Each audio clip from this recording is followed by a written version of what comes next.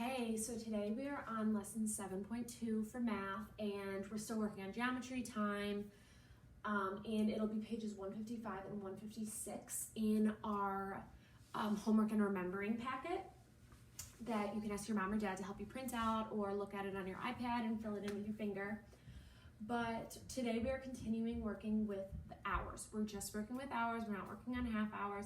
And something that I realized this morning, or when I was working on this video, was that in my last video I did not explain what some of the minutes were.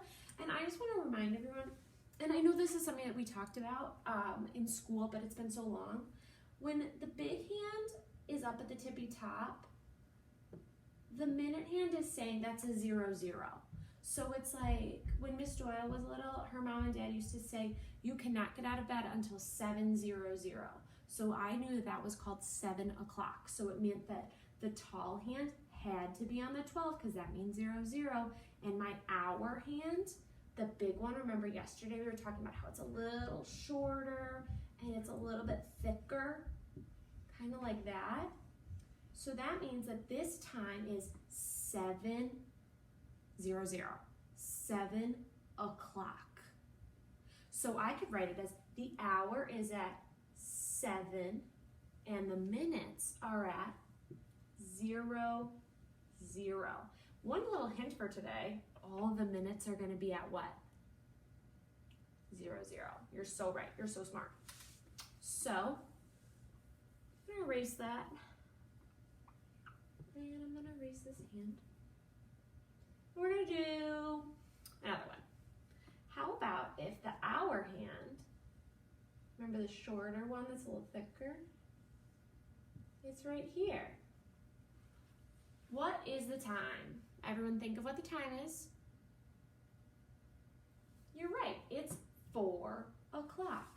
So the hour hand, the bigger one, is at the 4, and the minute hand, the skinny tall one, is at o'clock.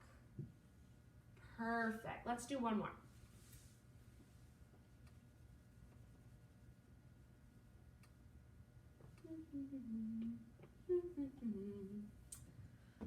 How about this way? Let's do this one. What time is this one? You're right, it is 10 o'clock. So I had to take the minute hand is pointing to the 0, 0, and the hour hand is pointing to the 10. So it is 10 o'clock. That is our whole lesson for today. Today in the packet, you're just going to be having to write the time. So you're going to have to look at the clock. Make sure that you're looking at the thick hand is always what the hour is, and it's always going to be on the minutes. It's always going to be at the tippy top. I'm just double checking that we got everything. We're good. That's all that you guys have for today.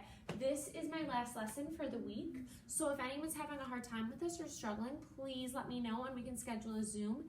Also, if you're struggling with anything from chapter 6, I can also more than willing to schedule a FaceTime, schedule a Zoom, and we can do a couple more practice problems together one-on-one. Just let me know.